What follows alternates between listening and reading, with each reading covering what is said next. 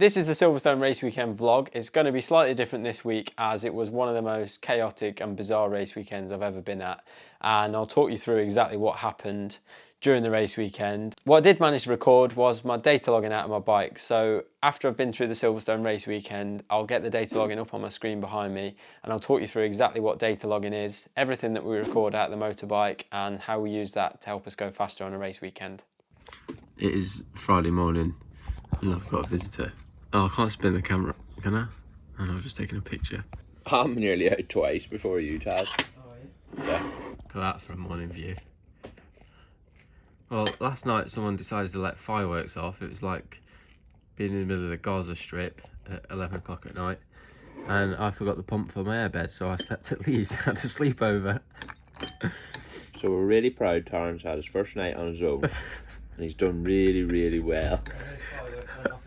I bet you were singing Thunder Buddy songs under the duvet. It's got an orange juice. Yeah, please. So Silverstone wasn't like any other race weekend for me, and I'll talk you through exactly what happened during the course of the weekend. So firstly is FP1. Free practice 1, I ended up in 21st position. So the first session was actually a waste of a session. It rained just before our session and it then started drying up. So we had one of these sessions where it was half wet, half dry. 2 dry for wet tyres and 2 wet for dry tyres. So no one really went out. We just sort of circulated a little bit just to get some data for the bike, just so we can sort the fueling out for the second session.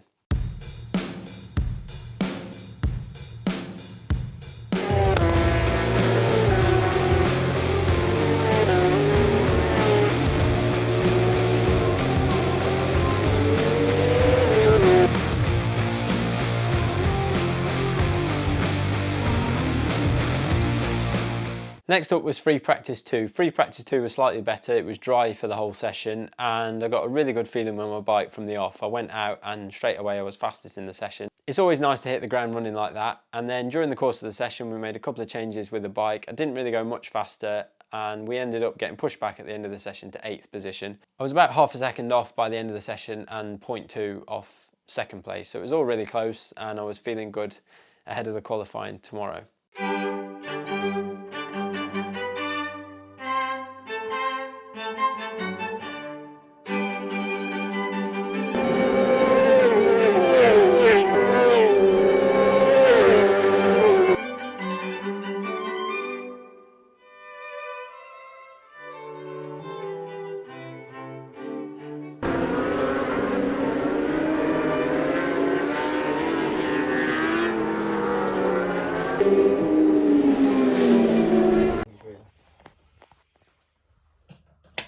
Best of 3. I know, everyone says that. It's got to be best of 3. Do you want to give Kyle one? It's going on the vlog, so it's got to be best of 3. I thought I was playing that.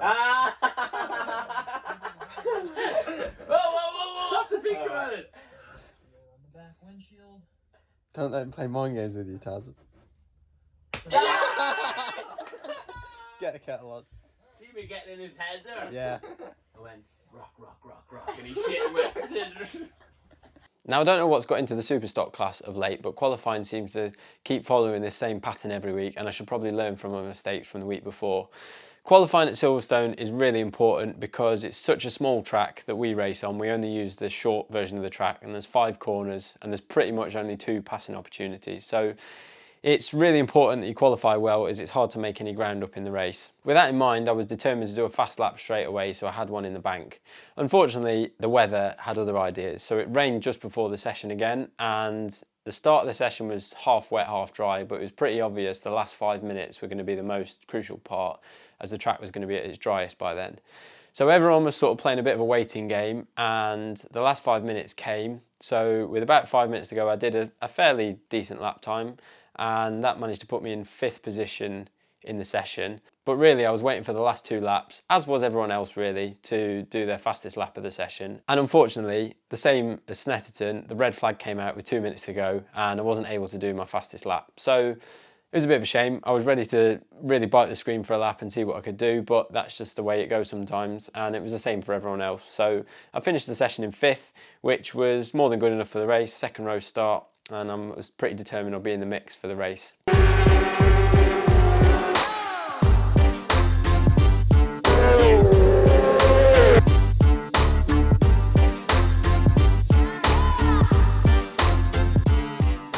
Meanwhile, my brother Taz was also getting on pretty well. I'm not exactly sure where he qualified, but it was towards the front and he was feeling ready for his race 2. Silverstone was back to the 2-race format for me. So race 1 was on Saturday afternoon and it was a bit of a bummer for me, if I'm honest. I ended the race in 7th place. What I hadn't realised in practice was when I was doing my fastest laps on my own, without realising it, I was making all my time up on the brakes. So when I got into the race situation, what I didn't know was I was actually losing a couple of tenths every time I was coming onto the straight.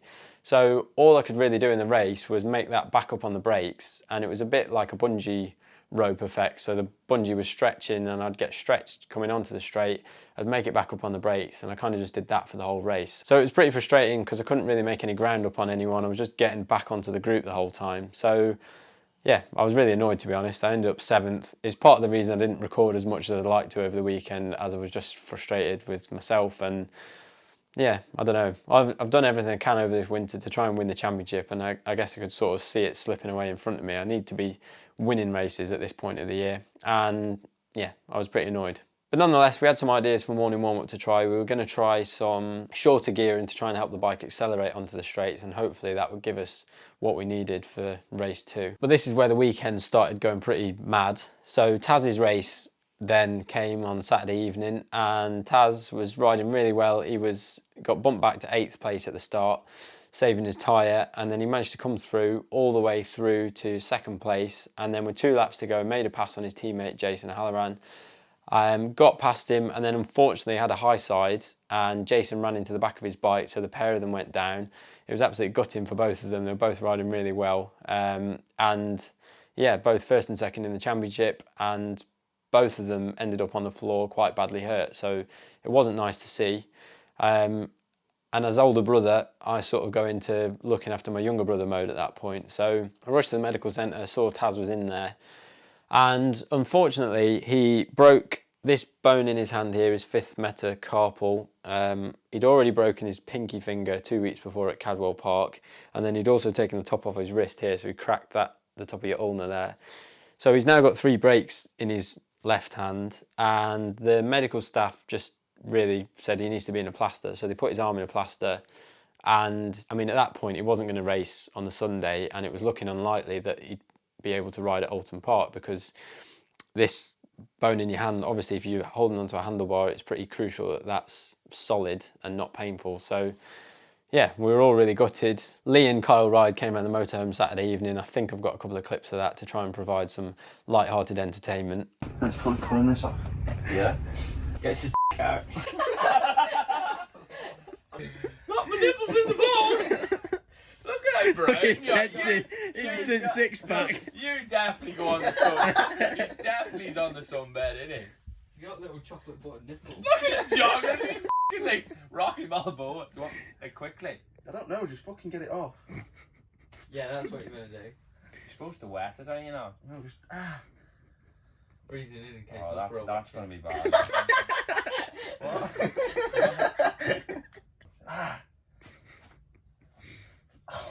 I tried to let Ollie out and shaved his legs the other day. They're f***ing less hair than there is in Jesse's legs.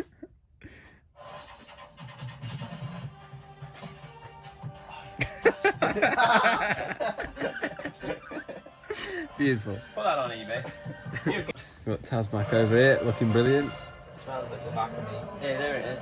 Just want to quickly interrupt this video with some very exciting news and a big thank you to Temprocket.com, who have come on board as a personal sponsor, and they're going to sponsor this channel for the remainder of the season. Temprocket is a unique, powerful tool for finding and booking temporary staff. Harnessing the power of online technology, the platform transforms temporary staff recruitment by bringing the 3 key players, hirers, agencies and contractors, together in one place to deliver a quicker, more efficient solution for all parties 24/7. Making life easier for contractors and freelancers, creating more business for agencies and simplifying the recruitment process for the hirer. Temprocket's a win-win-win. Please visit www.temprocket.com for more information. Back to the video. And this is where it got really crazy. Sunday morning, Taz woke up. Didn't feel too bad. We were having breakfast and his hand was up in the water the day before. So we cut the cast off just to have a look at it, and it didn't look that bad. So we got physio around, and physio said, yeah, you should try and do a quick ride test. I've known him 26 years and I'm still not quite sure how he went out in morning warm-up and went faster in the warm-up than he did in the race before and ended up fastest in morning warm-up. So he was pretty determined for the race to make amends and get a result for the team and himself. So race 1 of his was before mine, and I don't like giving him compliments because he's my little brother, but he rode pretty well in fairness to him. He managed to come through again. He dropped back to 8th, and at that point I kind of just thought, oh, he's too sore and he's just riding round, but he stormed back through the field and somehow won the race with a broken wrist, broken hand and a broken finger. So that was just amazing. It was amazing for me to see, and everyone that was watching.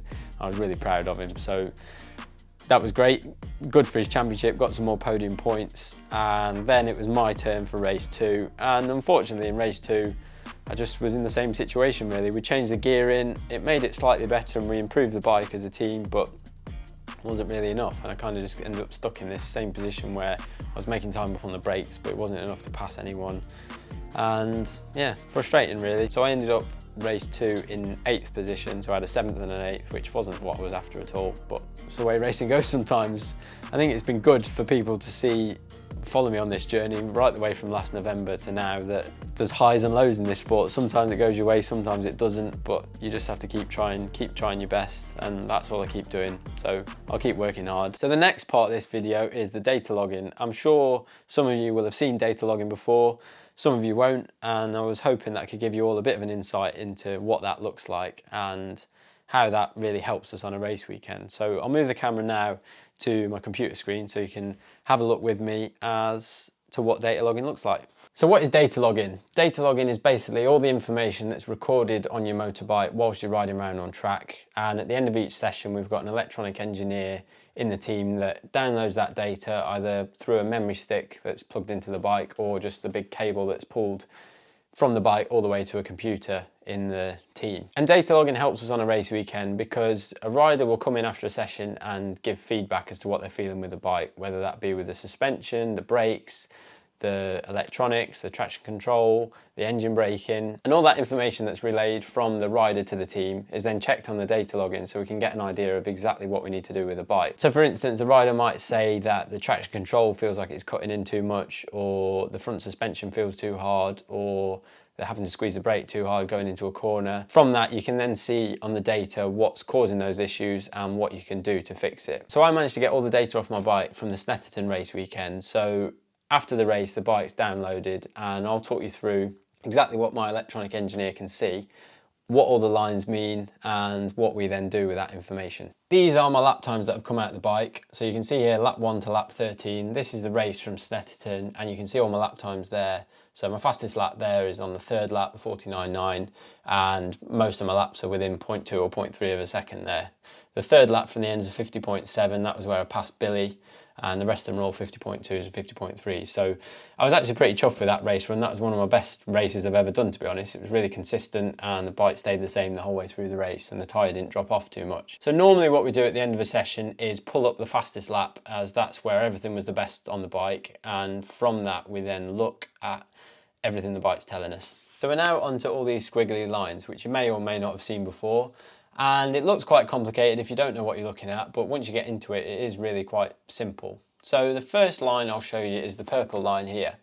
And the purple line is your brake pressure. So it records how much pressure you're pulling through the front brake lever whilst you're riding round. So it's pretty easy to see here. The purple line goes up and up and up as I squeeze the brake harder and harder. And then as I lean into the corner and start turning into the corner, I gradually release the brake more and more until you get to the apex of the corner where I'm completely off the brake.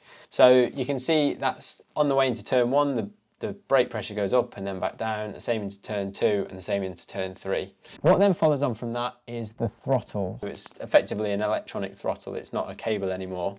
And these electronic throttles are programmed by some very clever people. Initially from the factory when the bike comes as a road bike, and then we then have electronic engineers that can then reprogram the throttles, because if you have an aggressive bike it makes it more and more difficult to ride.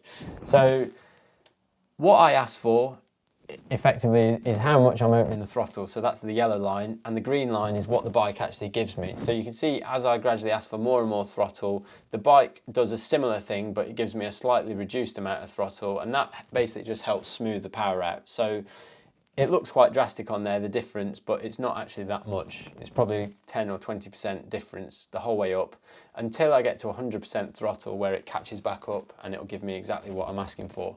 So as we cycle through here, you can see the purple line goes down, back up on the green line and the yellow line, and then I close the throttle again and the purple line then appears into turn 2. So you can follow this round the whole lap. I should mention as well that the orange and the blue line are my front and rear wheel speeds. So moving on to the second part of this data logging here, you can see in the bottom left hand corner there's 2 rev counters. So the bottom left is your traditional rev counter, that is how many revs the bike is doing, and the second one is my speed. So you can see here on the speedo we've just got 2 normal speedos that you would normally see in a car. The next one along is the lap number. On here you can see it tells me how many laps I've done, how far around the track we are, so we're 532 meters into the lap, how long into the lap we are in seconds, and the lap time.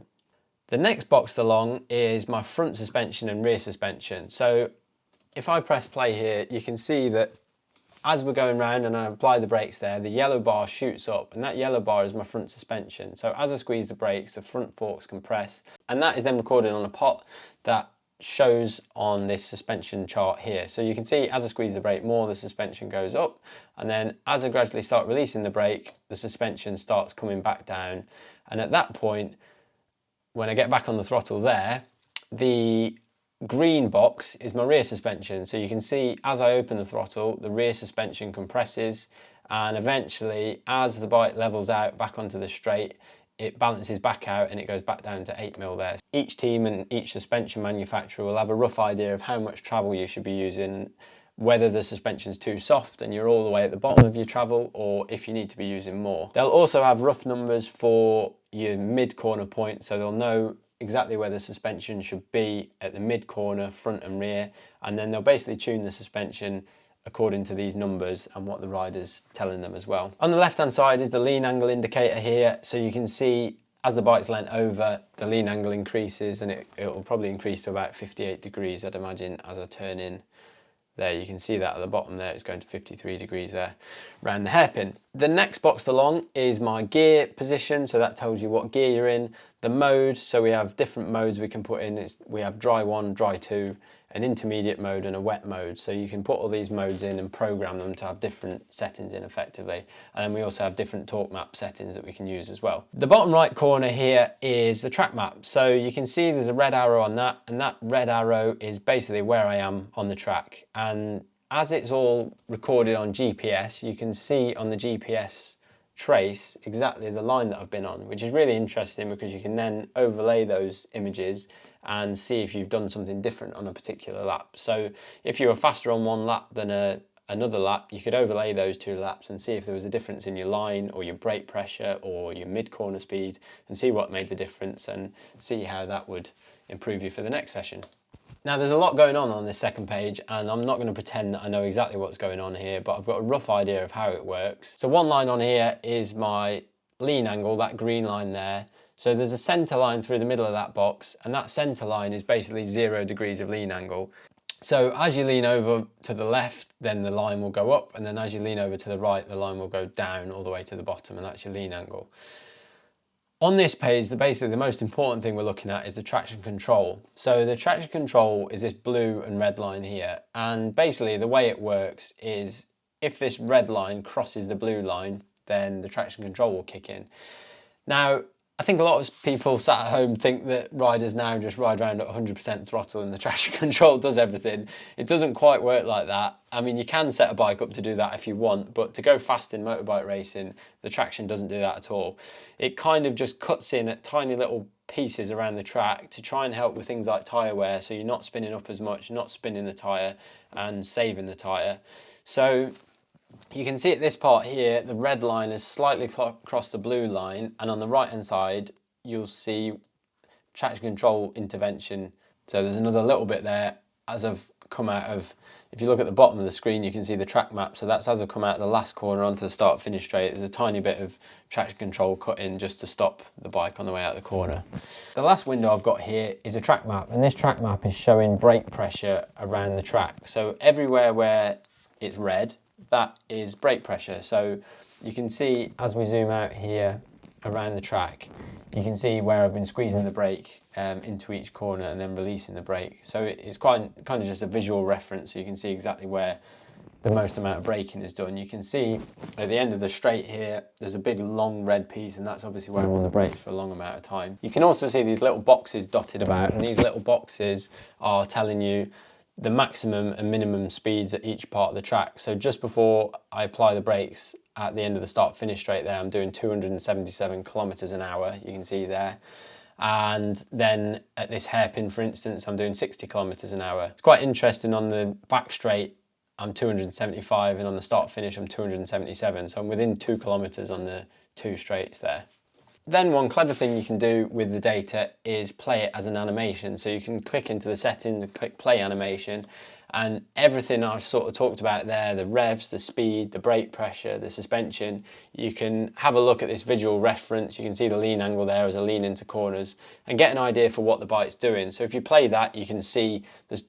If the suspension was really deep all the time and it's using a lot of travel, you would be able to see that on there, that the suspension is always bottomed out, and you'd look to try and put some harder springs in it, for instance. Same with the rear. If you're not using any rear travel, then you would put a softer spring in to try and get more rear travel.